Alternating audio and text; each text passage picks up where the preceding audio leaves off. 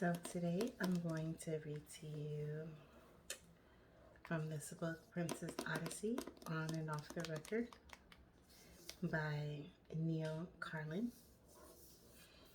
So I've been a Prince fan for many years, and my brother got me this book for Christmas. So I wanted to start to read this book today.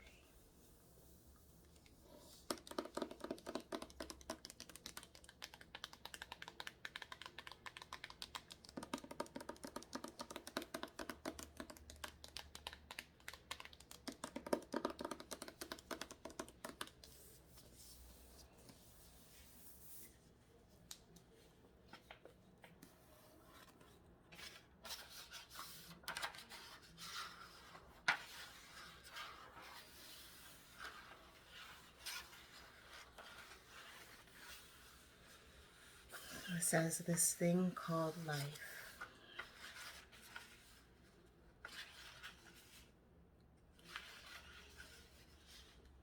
It is strange to be known so universally and yet be so lonely." By Albert Einstein. So, prelude. I pray to God Prince was dead by the time he hit the floor. I pray Prince wasn't cognizant, even for a mite of a moment, that he was dying alone in a nondescript elevator in a wonder-bred suburb of the racially fractured city that was one day too late in telling him his hometown. Blacks, whites, the whole Crayola box of colors and ethnicities loved Prentice as much as he loved Minneapolis. So that's one thing I think about often too, is because he was alone in the elevator. I hope that he didn't go through too much pain or feel lonely, because that thought really makes me sad. Because there's one thing I'm positive I know about Prince. After knowing him in forever alternating cycles of greater, lesser, and sometimes not at all friendship over the final 31 years of his life, until our final peculiar phone conversation 3 weeks before he died, his greatest, and perhaps only, fear was dying alone. Prince didn't care if the end came in a Chanhassen, Minnesota elevator inside a building where he owned all the buttons, or in an opulent prime minister's suite in a Paris hotel, inevitably and idiotically redecorated for his arrival by a clueless management apparently determined to recreate, for his pleasure, Liberace's living room. He just didn't want to die alone. Yes, he always accepted what was coming and was trying to prepare. He told me as far back as 1985. Of course, the questions must be asked whenever someone says anything about what Prince actually said, or thought, or did. How do you know? Why would he tell you? Did you see that? Well, personally, on this and several other topics in a wide array of settings, yes, I witnessed this and saw that. Once upon a time, in what feels like a previous lifetime, I wrote a gaggle of articles and interviews for Rolling Stone and then the New York Times with Prince about Prince, his thoughts, worlds, vans, and best friends of the moment, what he wore on his head, and the height of the heels on his feet. I still am not sure why he chose me to occupy one compartment in his life. The most compartmentalized life I've ever seen, trapped inside the loneliest soul I've ever met. Few of his real friends knew who each other were, or even if they themselves were real friends. He didn't like many people, and I still have no real idea why he abided me. And then in the 1990s, I quit. I didn't quit Prince. I just quit writing about him or hanging around his world. I still don't know if I was brave or an idiot to walk away from the only real scoop rock and roll had to offer in those days. I was still young enough to believe it was worth trying to be a real writer, writing real things, or at least running away to join other circuses, besides entertainment journalism, where life was a proverbial high school with money and the entire world reduced to the simple binary equation of that's cool or that's not cool. If I didn't quit, I knew way back I would never be taken seriously as anything more than Prince's Bobo, a slur in the baseball world denoting a professional sycophant of a super to a superstar player.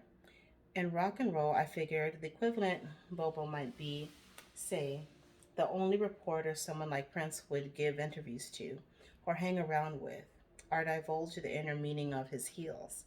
I don't wear them because I'm short, the 5'2" musician told me in 1985. I wear them because the women like them. These are the first words I've written about Prince since back in the day. Until now, I've kept a promise to myself that I wouldn't write about him anymore. In the years after the interviews, he asked me to write a couple of things with him, and I assented. The project sounded so ridiculous, I figured no one would believe they existed anyway. In the 90s, I wrote the libretto to a rock opera called The Dawn, retitled for a direct to video release in 1994 as Three Chains O Gold. Prince had released the experimental set of narratively interconnected videos on the marketplace as a present to Maite, the first of his two ex wives. For a story, he gave me a couple of details of what he wanted: a setting in the desert and the princess being courted Valentino style by an inscrutable, magical prince.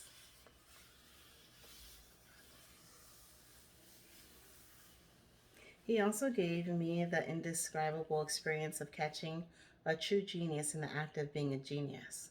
Will you pay me? I asked. If he did, I knew I'd be set free if I ever wanted to sell out. I knew I could never write another article about him again, at least not in the guise of an objective journalist. I would have to include so many caveats, full disclosures, and conflicts of interest as to render any scribbling about Prince worthless. No, I won't pay you, Prince said, but you can say you wrote a rock opera with me. Good point, little purple guy, I thought. And damn, looking back half a lifetime ago, that was the most profitable thing I've ever worked on, karmically speaking. I also wrote a manifesto composed as if I were writing a real third person magazine profile, explaining why Prince was on the verge of changing his name to that goofy glyph, a fact, a fact then known only to him, his manager, and me.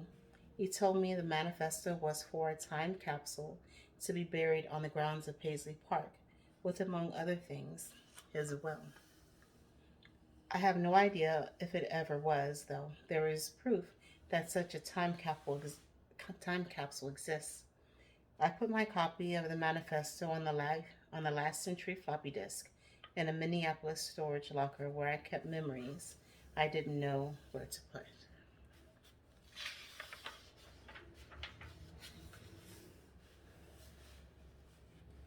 I always told Prince I knew he didn't honestly consider me a friend, but as one of the few people in Minneapolis who was probably awake, the way he always was, in the middle of the night, and was willing and able, as my favorite song of his is titled, to talk about loneliness and death.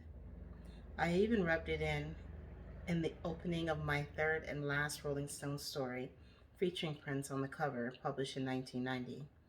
The phone rings at 4:48 in the morning. Hi, it's Prince, says a wide awake voice calling from a room several yards down the hallway of this London hotel. Did I wake you up? No, you jerk. You never woke me. Well, actually, you did a few times, but I was always happy to hear from you, even when you were so lonely and depressed you could barely speak. I told him I wanted to be a real writer, not the Bobo formerly known as Neal. I wanted to be Nathaniel West, and though he had no idea who Nathaniel West was, he seemed to understand completely. As we stayed in touch, sometimes we talked on the phone several times a year, in the middle of the night for between several minutes and several hours. Sometimes I got letters, sometimes on purple stationery. Two of the 8 times I published I what I thought were real books, I received anonymous purple flowers. Over 31 years, I guess we saw each other in preparation for published profiles on a couple of dozen occasions. Saw each other socially 30 or 35 times, and talked on the phone a few hundred times in the middle of the night. About 50 about 50 unanswered or unheard calls from an unknown number registered on my phone during the hours when only Prince would call. When he wrote, I'd always write him back care of Paisley Park. I have no idea if he ever got most of my letters, because I never had any idea what the hell was going on over there, even when I used to visit. An hour before I quit on that story, I sent my editor a scan of an old letter he sent me that began, Neal, please treasure our friendship as I do. Yes, he drew an eye for an eye and ended for real. I love you. I don't know why I sent the editor that letter. Perhaps I wanted her to know I really knew him. We really were friends. Or maybe I just wanted to read it again and smarten up. Still, like the rest of Minneapolis, I neglected to tell Prince I loved him back until it was too late.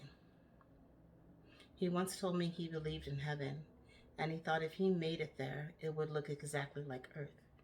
You can look it up. Rolling Stone, September 12th, 1985. If he was right, well, hey, Prince, will you give me a call one last time? I forgot to tell you something. I love you too.